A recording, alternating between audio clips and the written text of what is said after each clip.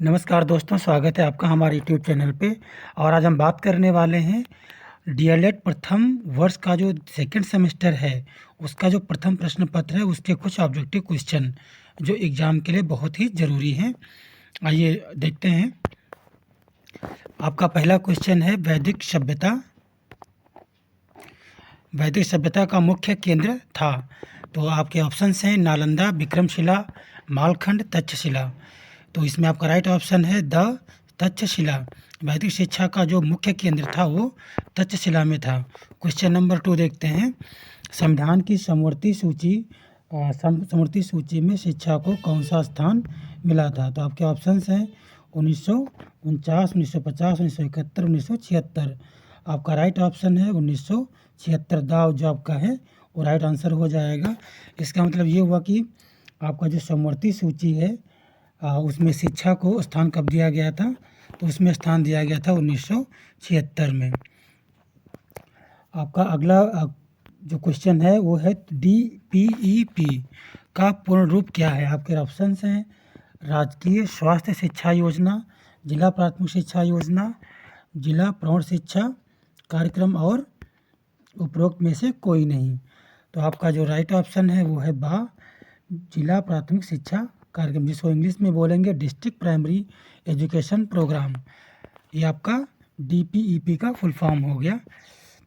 Question number 4 है Kothari commission बना था। कोठारी कमीशन कब बना था, इसके आपके कुछ ऑप्शंस हैं 1964, 1950, 1948 और 1951। आपका जो राइट ऑप्शन है वो हो जाएगा 1964। कोठारी कमीशन जो बना था वो 1964 में बनाया गया था, जिसका पर्पज़ एजुकेशन में इम्प्रूवमेंट करना था। बहुउद्देशीय माध्यमिक विद्यालय किसकी सिफारिश से बने थे। ये क्वेश्चन आपका है कि बहुउद्देशीय माध्यमिक विद्यालय किसकी सिफारिश से बने थे। तो उसमें कुछ कमीशंस के नाम दिए गए हैं, जैसे Mudaliar commission, Kothari commission, Radhakrishnan commission, Sandler commission. तो आपका जो राइट ऑप्शन है वो हो जाएगा आपका ए वाला मुदालियर कमीशन। बहुउद्देशीय प्राथमिक विद्यालय मुदालियर कमीशन की सिफारिश से बनाया गया था। क्वेश्चन नंबर 6 है आपका प्रौढ़ शिक्षा के स्थान पर समाज शिक्षा पद का प्रयोग किया गया था। और प्रौढ़ शिक्षा के स्थान पर समाज शिक्षा ये नाम दिया गया था, किसके नाम दिया गया था।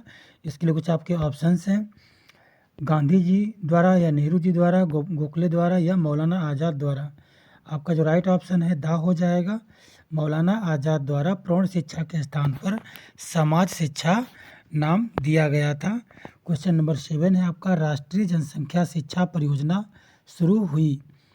राष्ट्रीय जनसंख्या शिक्षा परियोजना कब शुरू हुई, इसके आपके ऑप्शंस है 1964 में, 1974 में, 1980 में और 1986 में। आपका जो राइट ऑप्शन है वो हो जाएगा शाह। 1980 में राष्ट्रीय जनसंख्या शिक्षा परियोजना की शुरुआत हुई। राष्ट्रीय एकता कमेटी की अध्यक्षता की थी। आपके ऑप्शंस हैं डॉक्टर संपूर्णानंद ने, डॉक्टर DS कोठारी ने, SN मुखर्जी ने, डॉक्टर S राधाकृष्णन ने। आपका यहाँ पे राइट ऑप्शन हो जाएगा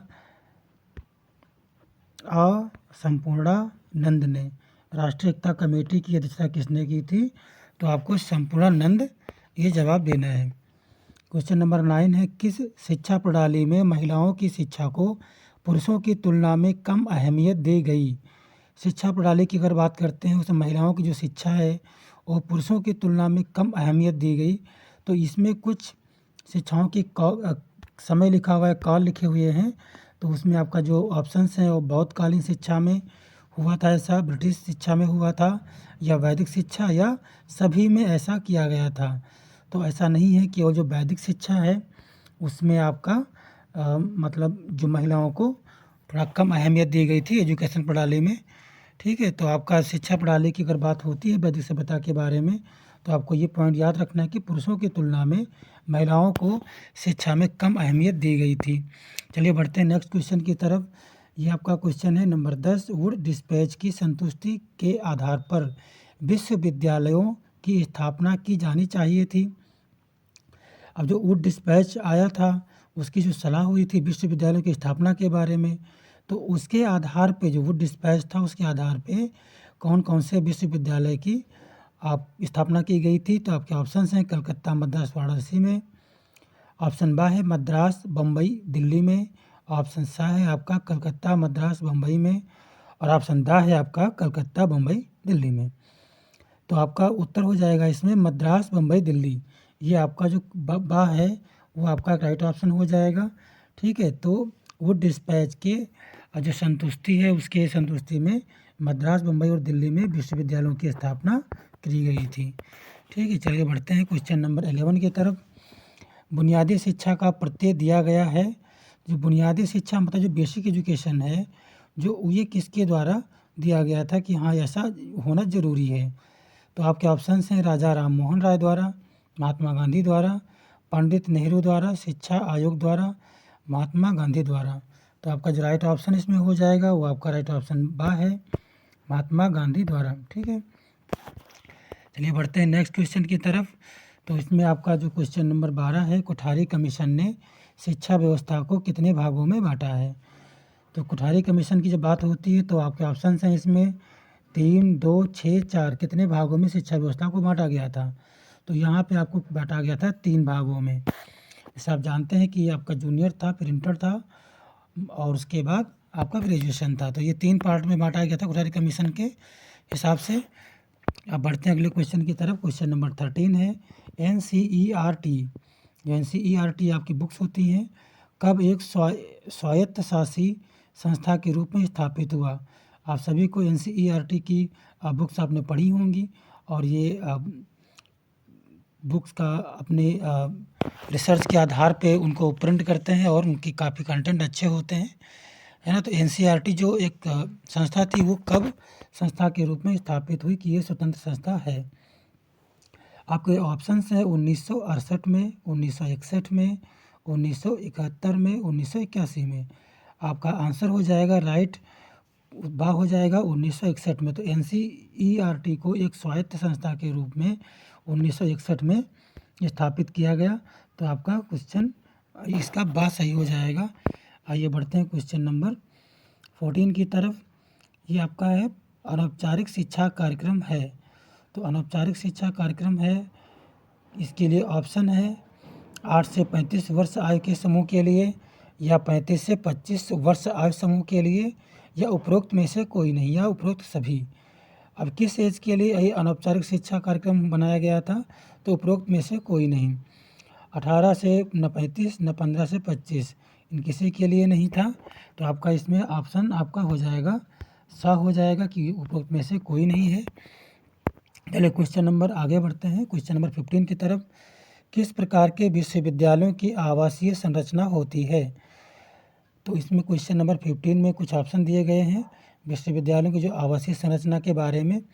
इन्हें क्या कहते हैं, मल्टीपर्पज़ विद्यालय, सामान्य विद्यालय, या समेकित विद्यालय, या नवोदय विद्यालय। तो जिसमें आप रह करके पढ़ाई करते हैं, जो गवर्नमेंटेड चीज़ है सरकार की तरफ से, वो नवोदय विद्यालय के रूप में ऐसे विद्यालयों की स्थापना की गई थी जिन्हें हम आवासीय संरचना वाले विद्यालय के नाम से भी जानते हैं। क्वेश्चन नंबर 16 है मुक्त विश्वविद्यालय की स्थापना की संतुष्टि की गई। तो ये आपके ऑप्शन है मुक्त विद्यालय की स्थापना के लिए शिक्षा आयोग द्वारा, NPE 1986 द्वारा, कोठारी कमीशन द्वारा, हार्टोग समिति द्वारा।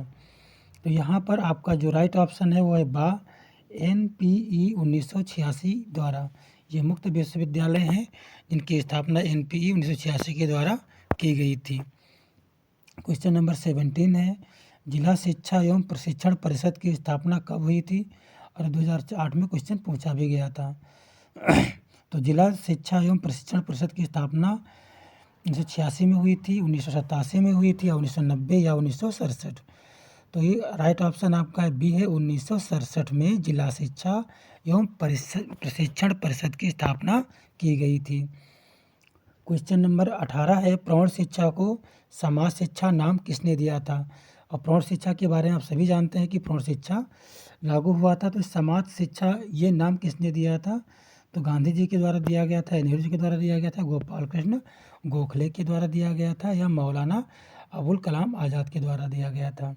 यहाँ पे आपके राइट ऑप्शन है दा, मौलाना अब्दुल कलाम के द्वारा ये ऑप्शन मतलब आपका राइट ऑप्शन है। प्रौढ़ शिक्षा को समाज शिक्षा के नाम से जाना जाए, ये मौलाना अब्दुल कलाम आज़ाद जी ने बोला था।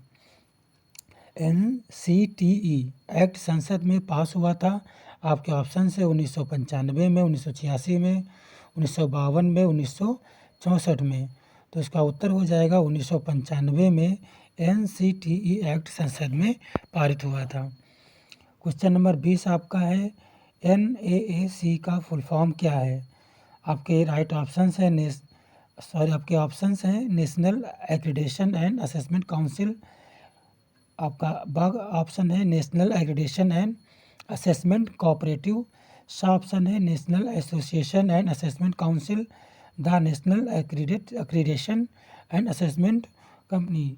आपका जो ऑप्शन राइट है वो ए है, national accreditation and assessment council. ये NAAC का फुल फॉर्म है। क्वेश्चन नंबर 21 है, NCERT का फुल फॉर्म क्या है?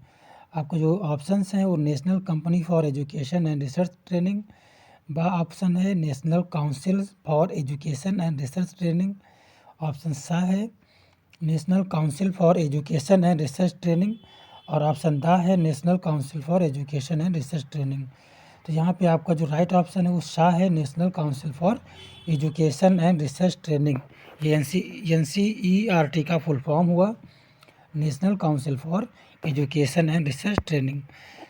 क्वेश्चन नंबर 22 है, NLM का फुल फॉर्म क्या है? तो आपका ऑप्शंस है national life mission, national livelihood mission, national local life mission, national literacy mission. ये आपका राइट ऑप्शन दा हो जाएगा। कि यहाँ का जो राइट ऑप्शन आपका है वो दा है, नेशनल लिटरेसी मिशन। ठीक है, तो क्वेश्चन नंबर बढ़ते हैं 23 की तरफ। डाइट का फुल फॉर्म क्या है? डाइट हम लोग बहुत सुनते हैं, जो हम BTC कर रहे हैं या DLED कर रहे हैं वो डाइट के द्वारा ही ऑपरेट होता है ना। तो डाइट का फुल फॉर्म जानना बहुत ज़रूरी है। आपके डाइट के फुल फॉर्म के बारे में ऑप्शंस हैं district institute of educated training, district institute of education training, district institute of एजुटेक training, dominated institute of education training. आपका राइट ऑप्शन हो जाएगा बा, district institute of education training. बढ़ते हैं क्वेश्चन नंबर 24 की तरफ। भारत में दूरस्थ शिक्षा का प्रयोग किया गया था। जो डिस्टेंस एजुकेशन होता है, जो आप घर बैठे कर सकते हैं, ये प्रयोग किया गया था 35 वर्ष से ऊपर के प्रौढ़ों हेतु, या 15 से 35 वर्ष आयु के लिए, या 6 से 14 आयु वर्ग के लिए। उपरोक्त में से कोई नहीं।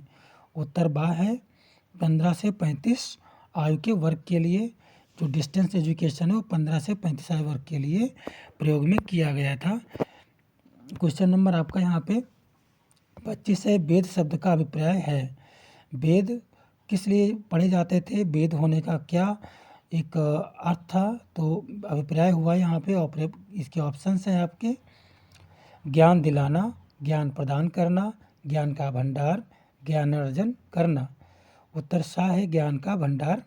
आपका सा राइट हो जाएगा। वेद शब्द का अभिप्राय है ज्ञान का भंडार। क्वेश्चन नंबर 26 है, वैदिक काल में शिक्षा का माध्यम था। तो वैदिक काल में शिक्षा का माध्यम संस्कृत था, पाली, प्राकृत, स्थानीय भाषा। आपका यहाँ पे राइट ऑप्शन हो जाएगा संस्कृत। वैदिक काल में जो शिक्षा का माध्यम था वो क्या था? संस्कृत था। क्वेश्चन नंबर 27 है, मदरसा का संबंध था। क्वेश्चन नंबर आपका ए है, धार्मिक शिक्षा से, प्राथमिक शिक्षा से, उच्च शिक्षा से, माध्यमिक शिक्षा से। उत्तर हो जाएगा सा, उच्च शिक्षा से। जो मदरसा का संबंध हुआ करता था वो हाईएस्ट एजुकेशन का संबंध रखता था। क्वेश्चन नंबर 28 है, सबसे प्राचीन वेद कौन सा है? तो सबसे प्राचीन वेद ऋग्वेद है, सामवेद है, यजुर्वेद है कि अर्थवेद है। तो यहाँ पे आपका जो राइट ऑप्शन है वो हो जाएगा ऋग्वेद। सबसे प्राचीन वेद कौन सा हुआ? ऋग्वेद। क्वेश्चन नंबर 29 है, वेदों की संख्या कितनी है? तो वेदों की संख्या के बारे में आपके ऑप्शन है 1, 2, 3, 4। तो यहाँ पे जो वेद की संख्या वो 4 हैं। जैसे आपने पढ़ा था ऋग्वेद, यजुर्वेद, सामवेद, अथर्ववेद, ये आपके 4 वेद हैं। क्वेश्चन नंबर 30 है, वैदिक कालीन शिक्षा संबंधित है। तो ये आपके ऑप्शंस हैं कुरान से, रामायण से, बाइबल से, वेदों से, तो यहाँ पे आपका राइट ऑप्शन हो जाएगा वेदों से, है ना। वैदिक काल में जो शिक्षा है उसमें वेद पढ़ाए जाते थे और वेद से ही संबंधित था। क्वेश्चन नंबर आपका 31 है। क्वेश्चन नंबर 31 का वैदिक काल में 48 वर्ष तक शिक्षा प्राप्त करने वाले विद्यार्थी को कहा जाता था। वैदिक समय में जो विद्यार्थी थे एजुकेशन वो किस उम्र तक पाते थे, तो अगर 48 वर्ष तक शिक्षा प्राप्त करते थे तो ऐसे विद्यार्थियों को हम क्या कहते थे। इसकी आपके ऑप्शंस हैं वासु, रुद्र, आदित्य, इनमें से कोई नहीं। आपका यहाँ पे राइट ऑप्शन हो जाएगा स आदित्य। मतलब वैदिक काल में 48 वर्ष तक जो शिक्षा प्राप्त करते थे उनको आदित्य के नाम से जाना जाता था। आपका क्वेश्चन नंबर 32 है। वैदिक कालीन शिक्षा का केंद्र कौन सा नहीं था। वैदिक कालीन शिक्षा के कुछ विश्वविद्यालय हैं जैसे कि नालंदा, विक्रमशिला, तक्षशिला, अजंता। तो अजंता जानते गुफाएं होती थी, तो अजंता यहाँ पे आपका राइट ऑप्शन हो जाएगा कि अजंता नहीं था। वैदिक कालीन शिक्षा में नालंदा, विक्रमशिला, तक्षशिला ये फेमस थे। क्वेश्चन नंबर 33 है। वैदिक काल में शिक्षा का प्रमुख संस्कार था उपनयन संस्कार, उपसंपदा, प्रवज्जा, महाभिनिष्क्रमण। उत्तर आ है आपका उपनयन।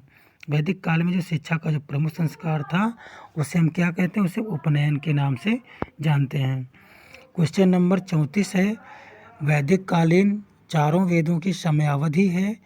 आपके ऑप्शंस हैं 48 वर्ष, 16 वर्ष, 35 वर्ष, 20 वर्ष। उत्तर आपका आ है 48 वर्ष। मतलब वैदिक कालीन चारों जो वेद हैं जो उनका निर्माण समय हुआ वो 48 वर्षों के अंतर्गत हुआ था। वैदिक काल में उपनयन होता था कि ब्राह्मण का होता था, क्षत्रिय का, वैश्य का, उपरोक्त सभी का होता था।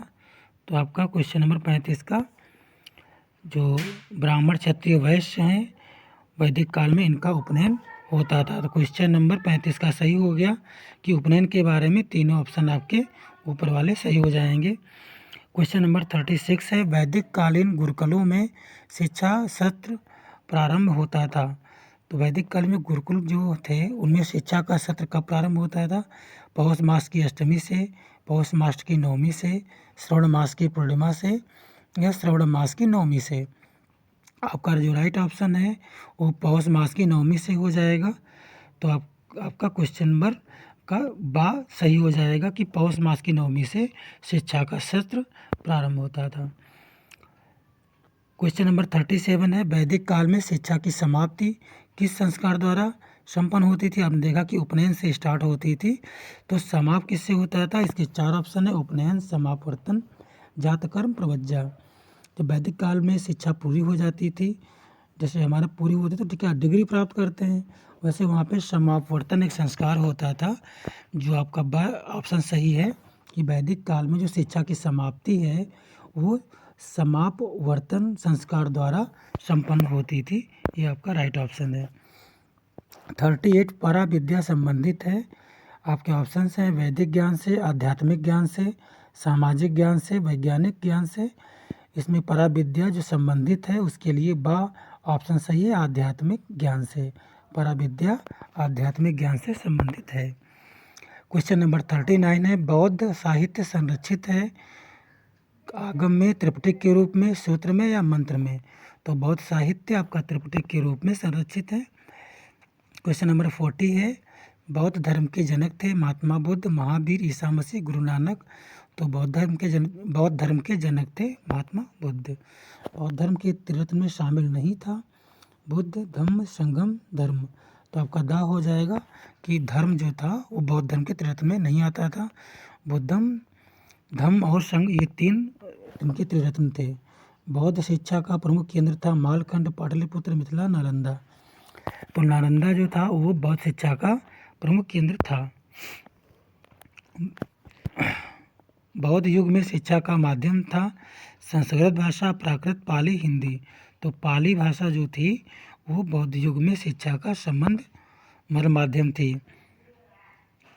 बौद्ध शिक्षा का प्रमुख उद्देश्य क्या था। तो बौद्ध शिक्षा का जो प्रमुख उद्देश्य था वो आध्यात्मिक की प्राप्ति था या बौद्धिक प्राप्ति था, निर्वाण था या सुख की प्राप्ति था। तो बौद्ध शिक्षा का प्रमुख उद्देश्य था आपका ऑप्शन निर्वाण। बौद्ध शिक्षा का जो प्रमुख उद्देश्य था वो निर्माण था। क्वेश्चन नंबर 45 है, बौद्ध शिक्षा की समाप्ति पर कौन सा संस्कार होता था? तो ये उपसंपदा होता था। जो वैदिक सभ्यता में जो वैदिक एजुकेशन था उसमें क्या था? समापवर्तन था, और इसमें उपसंपदा है ना। तो क्वेश्चन नंबर 46 है, प्रवज्जा का शाब्दिक अर्थ क्या है?